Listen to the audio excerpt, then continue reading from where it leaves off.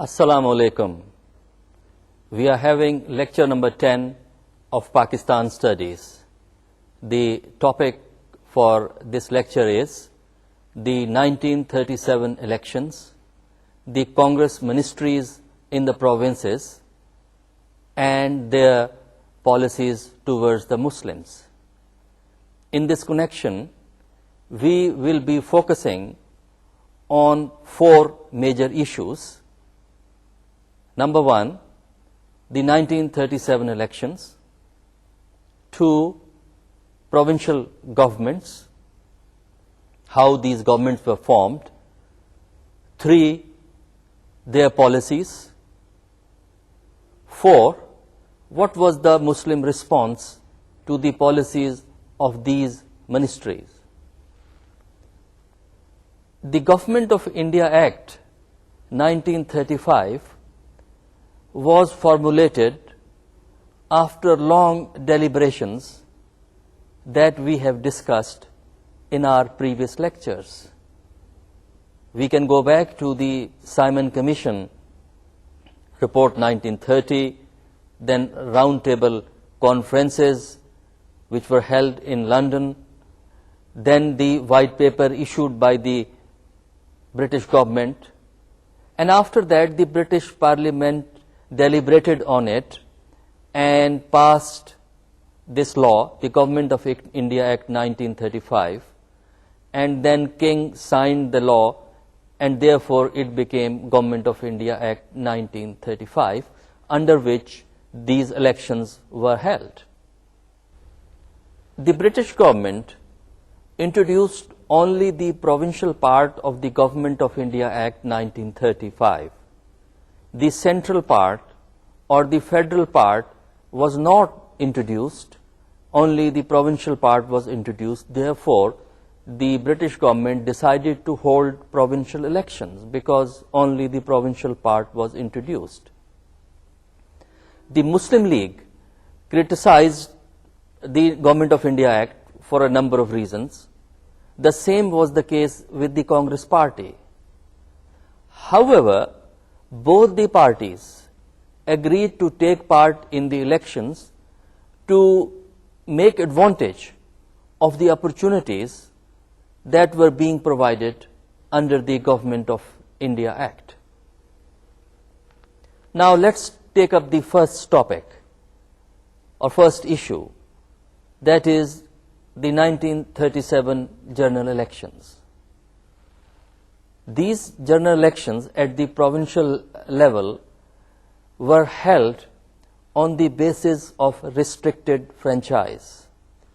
The principle of universal adult franchise implies that citizens of certain minimum age are entitled to vote. That minimum age could be 21, 18 or 16, that is determined by law.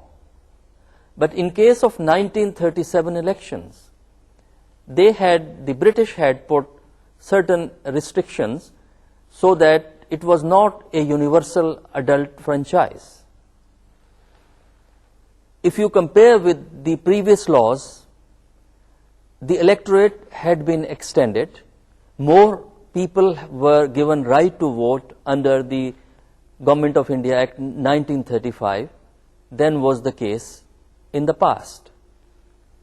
The second important feature of the 1937 elections was that the principle of separate electorate was observed.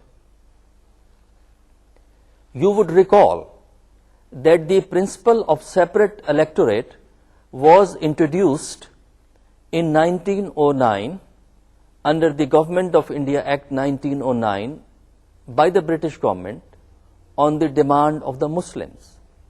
And since then, the principle of separate electorate remained effective, and this principle of separate electorate implied that the Muslims voters will elect Muslim representatives, that you elect the representative of your own community. That is what is separate electorate. For this election, Congress projected itself as an all India organization, an organization that represented all parts of India and all sections of Indian society. The Muslim League focused attention only on the Muslims. It contested Muslim seats, not the other seats, because it was claiming to be the representative of the Muslims. However, there were several other Muslim organizations, political parties, in different provinces that also claimed to represent Muslims in their provinces. In this way, the Muslim League was competing for votes not only with the Congress, but also for a number of Muslim groups and Muslim political parties at the provincial level. The provincial elections were completed by February 1937. And if we look at the results of these elections, we find that the Congress party got clear majority in 5 Indian provinces. And the provinces where the Congress got very clear majority were Madras, UP or United Province as it was known at that time, CP, Central Province, Bihar and Orissa. These were the 5 provinces where the Congress had clear majority. In case of Bombay, it emerged as the largest political party. In fact, the Congress got 704 seats out of 1585 general seats reserved for non-Muslims. The Congress party was able to get only about 30 seats that were out of reserved Muslim seats. In fact, for Muslim seats were about 485, and the Congress got less than 30 seats. If we move from Congress to the Muslim League, what we find in 1937 elections is that the Muslim League also performed poorly. Muslim League was able to get only 21% of the Muslim seats. And the Muslim League did not get majority in any Muslim majority province. The province of Punjab, Northwest Frontier, Sindh or Bengal, which were Muslim majority provinces, the Muslim League did not get many seats. The Muslim seats in these provinces were won by local political parties, local Muslim parties or parties that had Muslim as well as non-Muslims. And Muslim League fared poorly in these provinces. For example, in case of Bengal, Punjab, NWFP or Sindh, the seats were very limited which the Muslim League got. In case of Bengal, it got some seats, but those were only a few seats. The most interesting situation developed in the province of Punjab, which was a Muslim majority province. Here the Unionist Party was leading, and Muslim League got only 2 seats. And out of those 2 members that were elected on the Muslim League seat, one of them left the Muslim League and joined the Unionist Party, the result was that the Muslim League was left with only one member in the province of Punjab. The Muslim League performed relatively better in Muslim minority provinces, but overall it was a weak performance. The reason was that Muslim League was still facing organizational problems. The Quaid-e-Azam returned to India from England in 1934, and he took command of the Muslim League and began to organize Muslim League. But 3 years, that is from 1934 to 37, was a brief period, and therefore the Muslim League was still facing organizational problems. Furthermore, the Muslim League was facing tough competition in Muslim majority provinces by other Muslim organizations and Muslim groups. Therefore, it could not establish its credentials in 1937 elections as the sole representatives of the Muslims of India. Now let's take up the second part that deals with the establishment of provincial governments.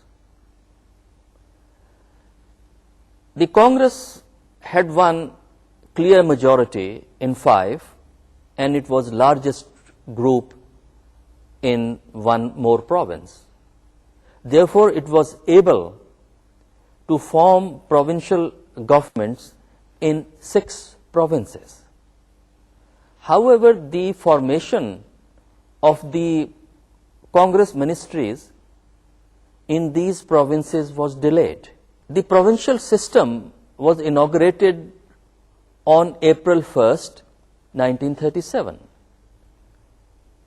But in case of the Congress provinces, the new ministries took over in July 1937. The reason was that the Congress wanted categorical assurance from the British government that the provincial governors will not exercise their special powers against the ministries.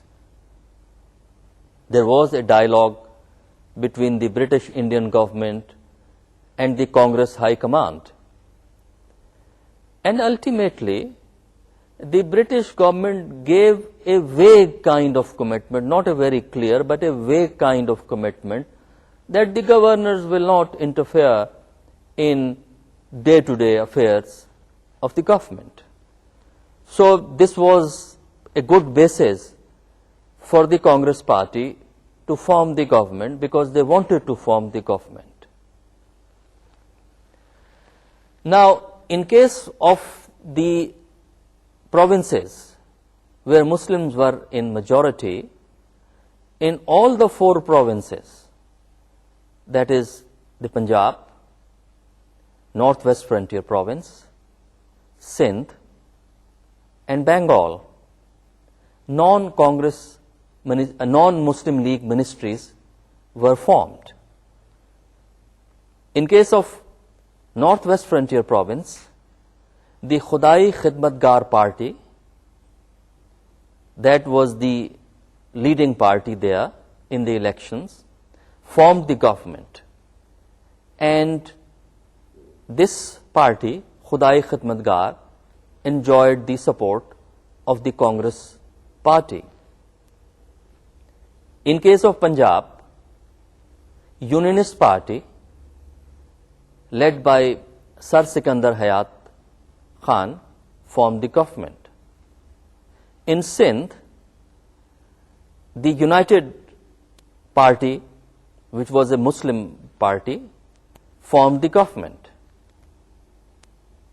In Bengal, a coalition government was formed. Muslim League was part of it, but it was a kind of a minor party in that coalition. So it was essentially a non-Muslim League government, although Muslim League supported it. The Muslim League wanted that it should be given some representation by the Congress party in some of the provinces where Congress had formed the government. Because in 3 out of 6 provinces where Congress had formed the government, it could not win even a single Muslim seat. In the province of Uttar Pradesh, UP, or at that time United Province, Muslim League wanted to join the government. However, the negotiations between the Congress and the Muslim League produced certain demands which were not acceptable to the Muslim League. The Congress demanded that if Muslim League wants to be part of the government in UP, it will have to do 3 things. 1, it will have to dissolve Muslim League Parliamentary Board, which was there for elections. Second condition was that the Muslim League members in the assembly will not function, they will not operate as a separate group. Third, the Muslim League member have to formally express their allegiance, their loyalty to the Congress party. These 3 conditions meant that the Muslim League was to come to an end in that province. Because once you sign loyalty and allegiance to Congress party, you don't function as a separate party, your entity disappears. These conditions were not acceptable to the Muslim League leadership. Therefore, a coalition government could not be formed. Muslim League refused to accept these conditions and stayed out of the government, which was understandable because these conditions were not acceptable. In fact, the Congress also knew that these conditions will not be acceptable to the Muslim League. That is why they offered such strict and difficult conditions. Now we move on to the third aspect of today's lecture, that is the policies which different Congress governments adopted in the provinces. The Congress provincial ministries were in power from July 1937 to November 1939. So you could say little over 2 years. They resigned because with the beginning of World War II in September 1939, the British went to war, and being the colonial ruler of India, they declared on behalf of India that India is also part of the war effort. As the British have declared the war, they are in war, therefore India is also in war. In other words, the British government declared war on behalf of India, the Congress protested. Congress protested that this decision has been made without consulting the Indian leaders. And as a protest, they resigned in the provincial government. So that Congress rule came to an end in 1939. These Congress ministries were important both for the Congress party and the Muslim League for two different reasons. This was for the first time that an all-Congress government was set up in different provinces. This was for the first time that the Congress had freedom to pursue its policies at the provincial level within the framework of the Government of India Act 1935. For Muslims, especially the Muslim League, this was the first experience of living under Congress rule. Previously, there was no representative government in India, but now, at the provincial level, the Congress had formed the government, and this was the first occasion that the Muslims had the taste of the Congress rule. They, for the first time, realized what kind of policies Congress would adopt and what would be their fate under the Congress rule. Well, if we look at the policies which the Congress ministries adopted, we find that these policies were there to adversely affect Muslim interest. The reason was that the Congress had become too confident after winning elections and after setting up governments in 6 provinces, and in 7th province it had a pro-Congress government. And it thought that this is an opportunity where it could establish itself as an all-India force. It also felt that this provided the Congress an opportunity to win over Muslim votes and somehow push aside the Muslim League and other Muslim groups and Muslim organizations that existed in India. And the Congress thought that in this way they would, with the passage of time, establish themselves as the genuine and truly all India party, and they would perform better in the next elections. Therefore, they started Muslim mass contact movement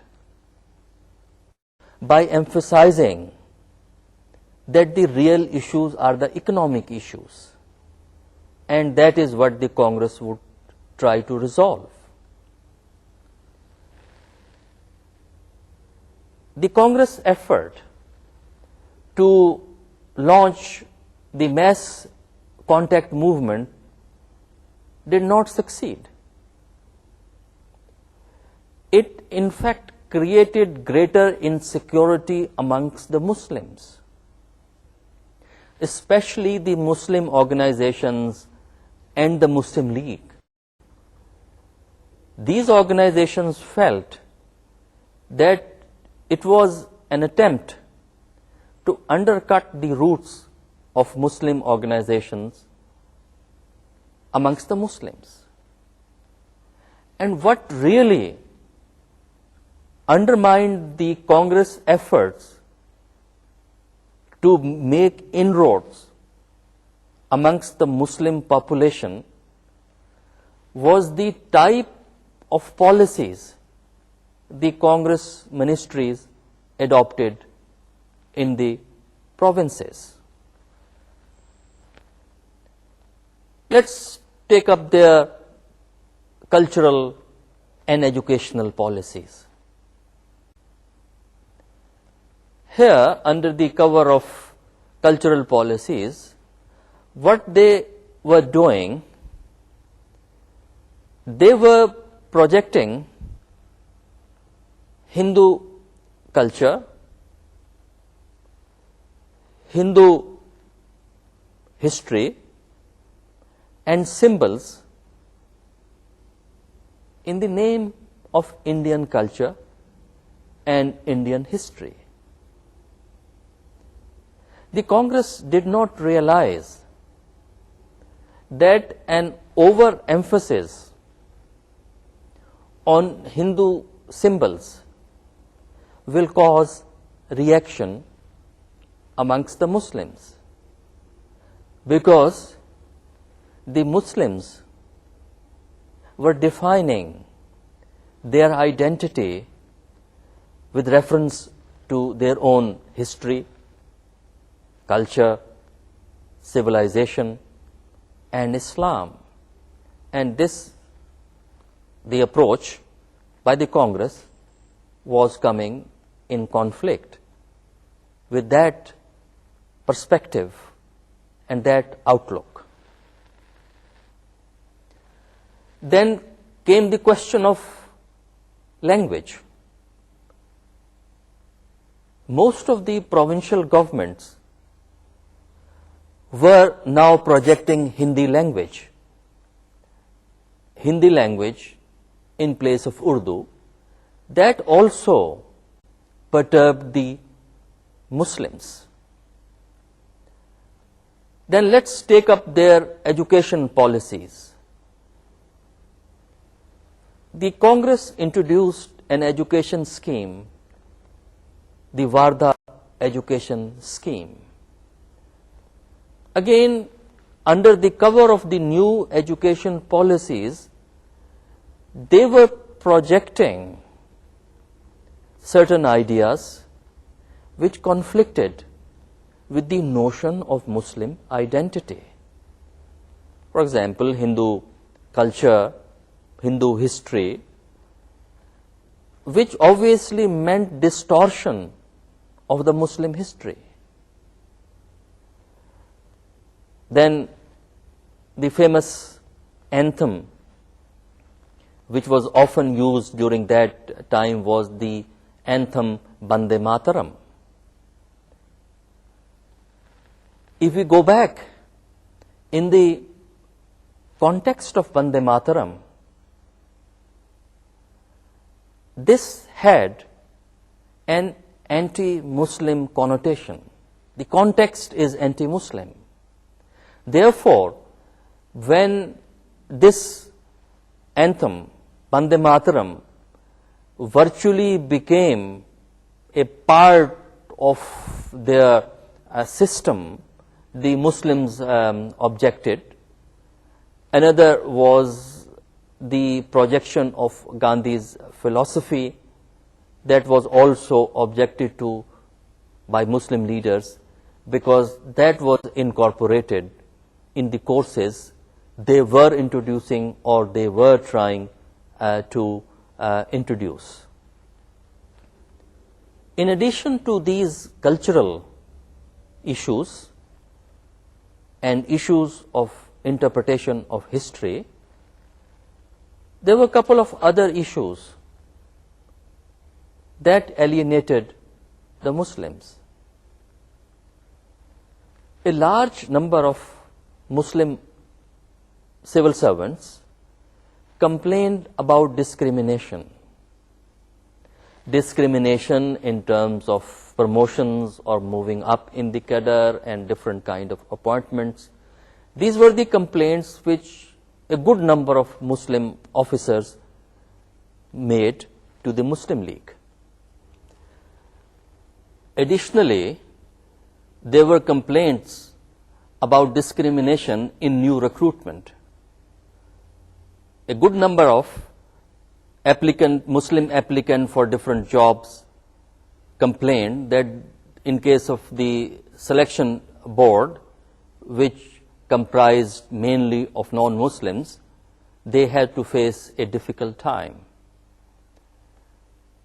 The overall attitude of these ministries was negative towards Muslims, especially the activists, those who were involved in politics, those who were involved with Muslim League or other Muslim organizations in the provinces.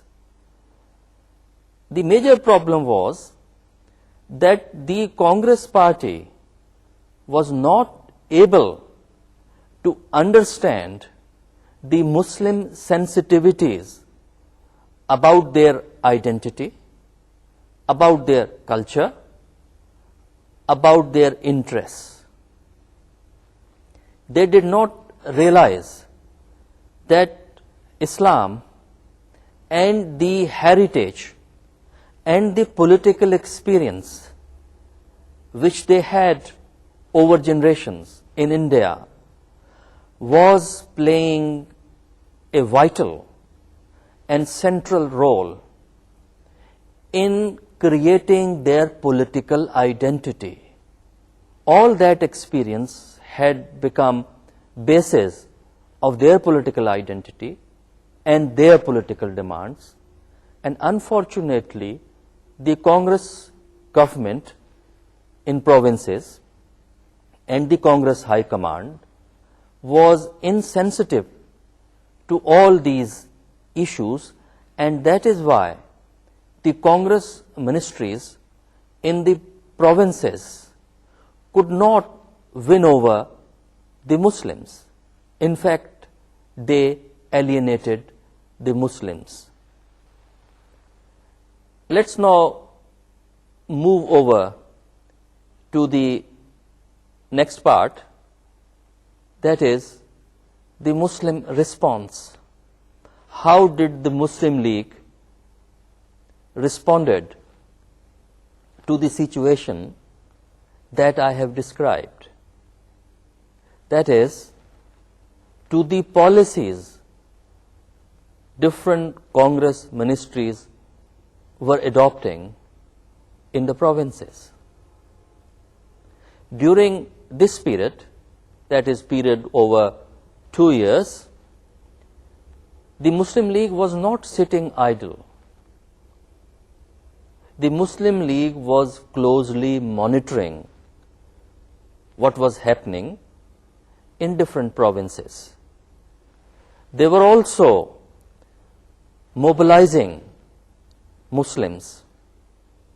They were interacting with the people in different provinces, mobilizing them and taking into account their concerns, their anxieties, and their complaints. Here we can talk about certain reports that were prepared during these 2 years on the treatment of Muslim interests by the Congress ministries. The first report is entitled the Pirpur Report, which came out in 1938. And this report talks about the policies which the Congress pursued in different provinces and how those policies adversely affected the Muslims of those provinces. There is another report, the Sharif Report, that was released in March 1939, and this report focuses on the province of Bihar. What was the Congress ministry in Bihar doing, and how Muslims suffered under the Congress government in Bihar. The third report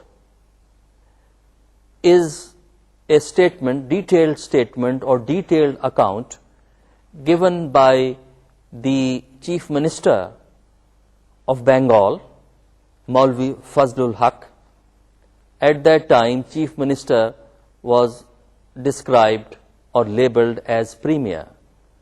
So he prepared a report, and that report is also a list of complaints, a list of grievances which the Muslims developed against the Congress ministry in different parts of India. If we look at all these three reports, what we get is an overall impact of how the Muslims were perceiving the Congress ministries. What were their reaction to the policies? And what we get is a negative perception, a sense of insecurity caused by the policies of the provincial government, and a desire to protect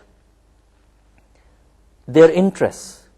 That was the prominent feature that comes out of the Congress ministry rule so far as Muslims are concerned. And many of the Muslim leaders, especially the Muslim League leaders, were arguing that what the Congress is doing in these provinces where it has government, trying to establish a Hindu rule, a rule that would overwhelm or that would dominate Muslim culture and their identity. And they were generally feeling that this kind of governance will, in the long run, undermine their interests. That is what was the perception of the Muslim League leadership. The Muslim League remained very active during this period.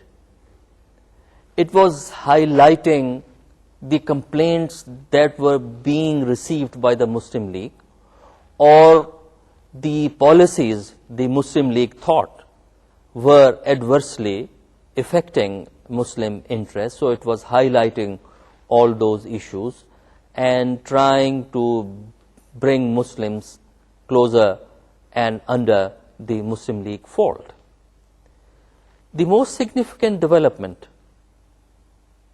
so far as Muslim League was concerned was the 1937 session of the Muslim League at Lucknow. In this 1937 session, three chief ministers, or you could call them premiers as it was known at that time, participated in the Muslim League session. They were Maulvi Fazlul Haq, Premier of Bengal, Sir Sikandar Hayat Khan, Premier of Punjab, Sir Sadullah, Premier of Assam.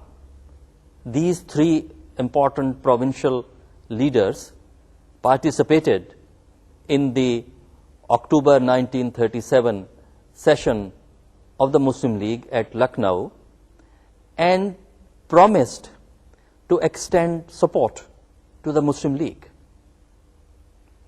Although the Muslim League had problem of managing relations with Maulvi Fazlul Haq and Sikandar Hayat Khan later on, but the fact that 3 Muslim chief ministers were there and expressed their support for the Muslim League was a big achievement for the Muslim League. It was a major success. And you could compare the position of the Muslim League in 1934 with the position in October 1937. In 1934, Muslim League was weak and divided. There were factions in the Muslim League, and the Muslim leadership requested the Qaid-e-Azam Muhammad Ali Jinnah to come back to India,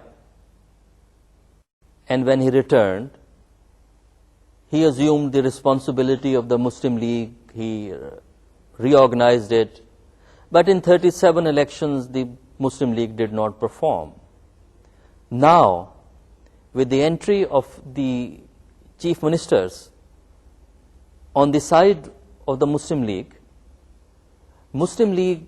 felt more confident and more secure, because it could now talk about the support which it was enjoying. So in other words, the Muslim League fate had started changing from 1937. This is ironic that in 1937 elections, February 1937, Muslim League performed poorly. Then by October, its situation was changing and it was moving up. And if we go back to the later period that we would be discussing in our subsequent lectures, we'll find that Muslim League becomes a very powerful and effective organization. Now coming back to the 1937 session of the Muslim League, in this session, the Congress policies in the provinces were criticized, and speakers after speakers explained how these policies are working against the Muslims. They also expressed their determination to resist these tendencies of the Congress ministries and to work for protection and promotion of Muslim interest in this subcontinent. There was a realization that what has happened in the Congress ministries at the provincial level would perhaps be the fate of Muslims if Congress assumes power in all India.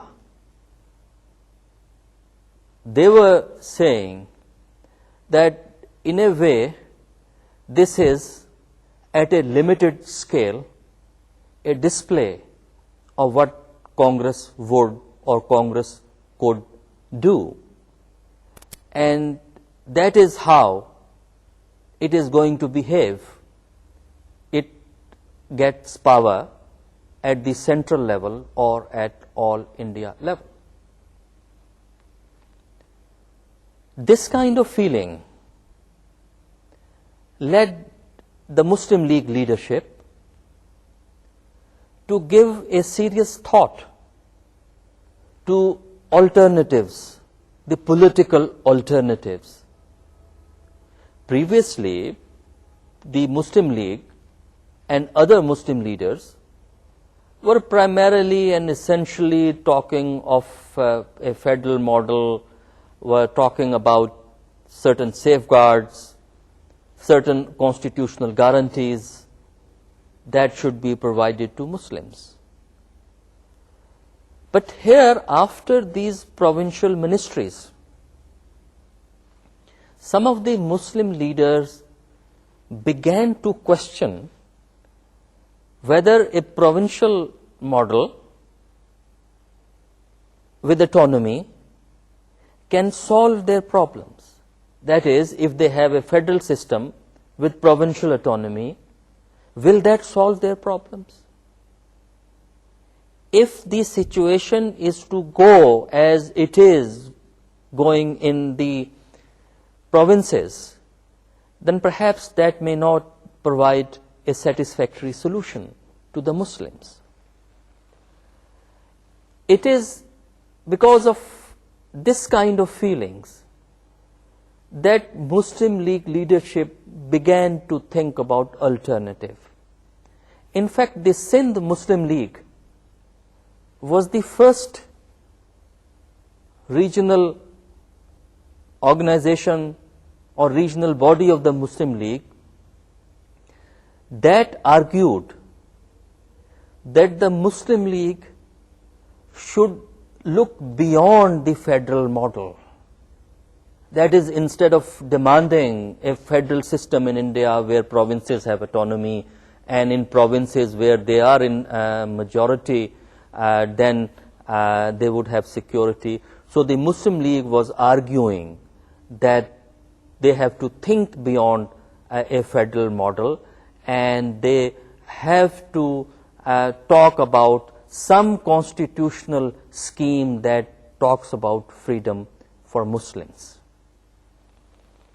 With the passage of time, this thinking caught on. And then, in 1939, when the Second World War started, the Congress Party decided to withdraw its ministries. Those ministries resigned, which was an occasion of pleasure and happiness and satisfaction for the Muslim League. The Muslim League observed a day of deliverance on December 22nd, 1939, to express satisfaction that there are no longer Congress ministries. And when the issue of Second World War came, the Muslim League argued that new constitution should be framed keeping in view the Muslim League interest. They also argued that no constitutional framework can be imposed without taking into account Muslim interest. This brings us to the end of this lecture, where we focused on the Congress ministries. Khuda Hafiz, until we meet again.